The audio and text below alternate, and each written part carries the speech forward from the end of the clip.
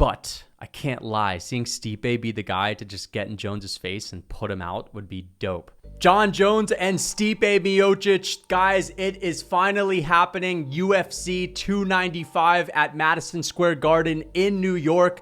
I might even be in attendance because I'm going to be bringing out the banana peels in hopes that Stipe can make something happen. Will we finally get to see Jon Jones get pieced up, get his takedown stuffed, and get buried? Or are we more likely to see old man Stipe that just got folded into a lawn chair by Francis Ngannou go out there and get his legs kicked to shreds by the rangy and elusive Jon Jones and eventually taken down and elbowed into oblivion on the ground? That is more likely, but either way, this is the fight announcement that I was looking forward to. I've actually been dying to get some news on Jon Jones, and when this fight was originally pushed off of International Fight Week, because it was originally supposed to be at UFC 290 this weekend, I got worried and said to myself, man, Stipe's at it again. Or, now Jon Jones is, whining for more money. But you know what? I was wrong, and we finally get to see this fight. I'm pretty sure the UFC is going to stack this card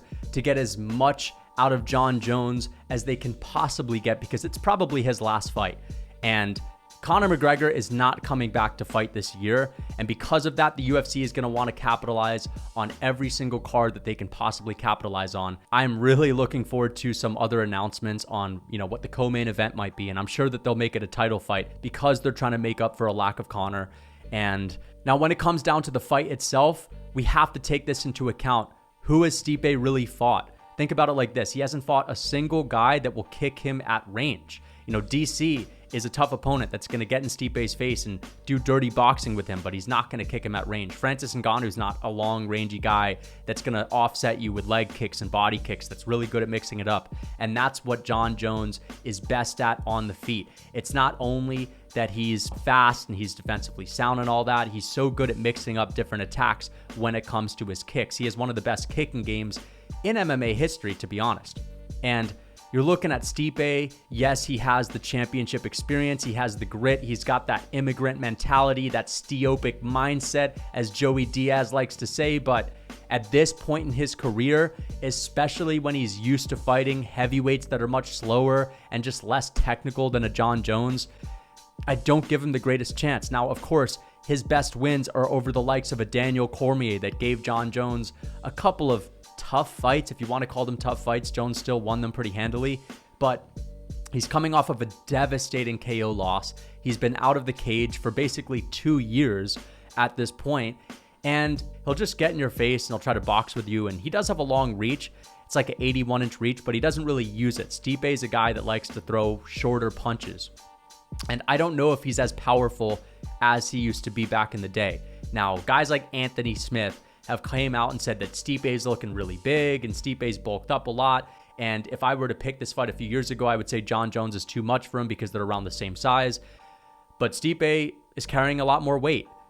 I don't necessarily buy that Stipe Miocic is this massive guy just because Anthony Smith said it. To be fair, Anthony Smith could make middleweight as far as I'm concerned. He used to be a middleweight, so he likes to say that he's 6'4" and all this. Anthony Smith is really shorter than me, guys, and I'm 5'8", so let's be honest. I'm not taking his word for it. All right, Stipe Miocic, okay? He's big, and you don't have to be a Goliath, a massive, monstrous human being to beat Jon Jones. You could be around his size like Dominic Reyes. It's just that Stipe is a guy that just got folded into a lawn chair, and sure, he'll be able to stuff the takedowns early on with his grit and his mentality and his toughness and his experience, but eventually, once Jon Jones chops this dude's legs off into oblivion and just starts kicking his body and slowing him down and frustrating him and showing him, a different level of IQ and skill than Stipe is used to, especially at range. No one's really fighting Stipe at range.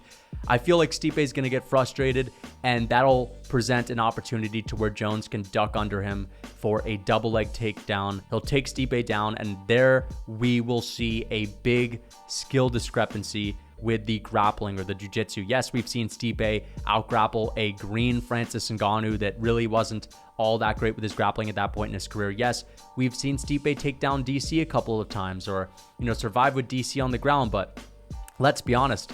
We've also seen DC kind of bully him a little bit in their rematch where DC ultimately got knocked out, but nonetheless, he took Stipe down, ragdolled him in the beginning of that fight and beat him up on the ground. He's just going to be too much for him. And yes, I don't think he's going to blast through him like Gane, but I don't really trust that Stipe is ready for the light heavyweight GOAT's grappling skill, especially a guy that is, had their grappling be a bread and butter staple for them. So I'm going to pick Jon Jones by a third or fourth round submission or TKO in the ground. I could see him getting into half guard and just beating on Stipe Miocic the same way he was able to take down Alexander Gustafsson in their rematch in like the third round and just beat him to a pulp.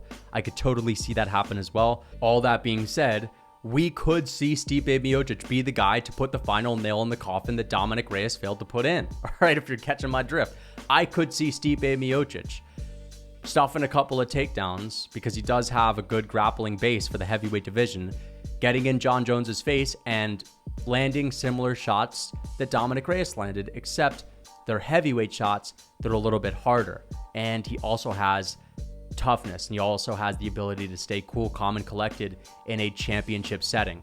And if he could get in Jon Jones's face and rock him with some good short punch combinations and some body shots, then we could see the heavyweight king, right now Jon Jones, come toppling down and finally take his first loss in the UFC, which I would absolutely love to see because it would be a spectacle. And don't get me wrong, I understand that he's a legend and whatnot, but the guy could use an ass kicking every once in a while. Let's be honest. A lot of you guys agree with me. I find myself cringing when people talk about how Jon Jones is, oh, he's back. I can't wait to see him just destroy everyone. Like, I don't really want to see him destroy someone. I want to see him get his ass kicked for once. Okay, now if he leaves the sport undefeated, it's okay because I'm not a total Jon Jones hater. I like the fact that Jon Jones is the GOAT and, he has this unbeatable mystique, and it's good to have so-called Michael Jordan, at least in a competitive standpoint, for your own sport, the sport of MMA. It'd be nice that the best fighter ever is someone that's never really been beat. But I can't lie, seeing Stipe be the guy to just get in Jones's face and put him out would be dope. I just can't see it. All right, Stipe Miocic, I don't really view him as a threat. He's been out for 2 years. The guy's in his 40s. I feel like his power has diminished throughout his career as well. And sure, maybe he's bulked up a little bit, but he's not in his prime. Like Stipe in his prime, the guy that was knocking Junior Dos Santos out, the guy that was knocking Verdum out, the guy that was knocking, Overeem out, that guy is no more. All right, we don't have that same Stipe Miocic. Not even the guy that fought Francis Ngannou. I felt like that was peak Stipe, or the one that fought DC in the rematch. I don't think that guy exists anymore. And Jon Jones is doing everything in his power to maintain that undefeated record. And here's the thing about Jones. The reason why he's not fighting Pavlovich, or he wouldn't have entertained that, is because what Jones cares about most, guys, is making sure that the kids that are getting into MMA in 20 years that weren't around in the 2020s, that weren't around to watch his fights live, will look at his record and say, damn, he took out Stipe Miocic as well, who is one of the greatest heavyweights of all time, versus he took out Sergey Pavlovich when he was young. Even if Sergey Pavlovich goes on to do great things, Jon Jones is worried about how people will view his record in the future. And I think he's really smart for doing that. And this is a perfect fight for him. And I can't wait to see it, man. Even though Stipe Miocic is not really someone that I view as a high level of threat, and I'll be very confident that Jon Jones is going to get this one done, I can't lie. As soon as the UFC announced this, I got really excited. And of course, we're less than 24 hours out from UFC 290 as well. I'm starting to get really nervous for Alexander Volkanovski. I hope he can pull this one through, and he doesn't really entertain the striking with Yair Rodriguez as much either. But after UFC 290, we are going to get a lot of announcements, because the last time there was a mega announcement last summer, it was right after International Fight Week. So that's when UFC Abu Dhabi 280 Oliveira and Makhachev was announced. We got a stack card, so we should be getting some really juicy fight announcements as well. Hopefully they'll throw a title fight on the Jon Jones and Stipe Miocic card. I'd love to see that. Maybe they can do Colby and Leon as a co-main event. Actually, you know what? Fuck it. Colby, Leon. Perfect. They better do that. And I think they will, because they've been really quiet about that. And I don't see them throwing Leon and Colby on the Australia card. The other alternative would be putting it on the Abu Dhabi card, but Colby just doesn't really seem fitting for Abu Dhabi. And I think that they'd want Islam Makhachev to main event. Usually they'll do the heaviest weight class that is fighting for a title as the main event. So to have Islam fighting above a welterweight title fight wouldn't really be fitting for what the UFC normally does. So that's probably what we're going to get. Colby, Leon, and wait a second. Colby and Jon Jones on the same card. That just hit my brain. We need that to happen. I absolutely love that spectacle. Jon Jones used to be Colby Covington's roommate, and Colby is going to tear him apart at the press conference and really hit Jon Jones where he's at his most vulnerable, digging some stuff out of the closet. I want to see it. I really want to see it. Leon Edwards and Colby would be a great build-up too. So I'm really looking forward to this fight, guys. Who are you going to pick? Do you want Jon Jones to get the dub? Once again, even though I don't want Jon Jones to win, I'll be picking him.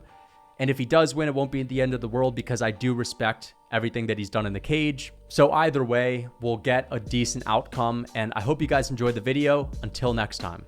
What is up, guys? It's Lucas Tracy MMA here. And I want to let you guys know that I have something for you. And that's a real food cookbook. Because if you're walking around looking like Chris Dawkins, you got to get that weight off. I don't know if you think you're DC or something, but most people usually don't perform at their best when they're walking around with 30% body fat. So if you're trying to lean out and you still want to eat good, tasty comfort foods, well, you could check out my Real Food Cookbook because I've made it a purpose to have good, tasty foods that you can still eat just without all the processed bullshit, without all the processed ingredients like soy and seed oils. So guys, check out the Real Food Cookbook. Use code MMA for 30% off. The link is in my description. Don't forget that discount.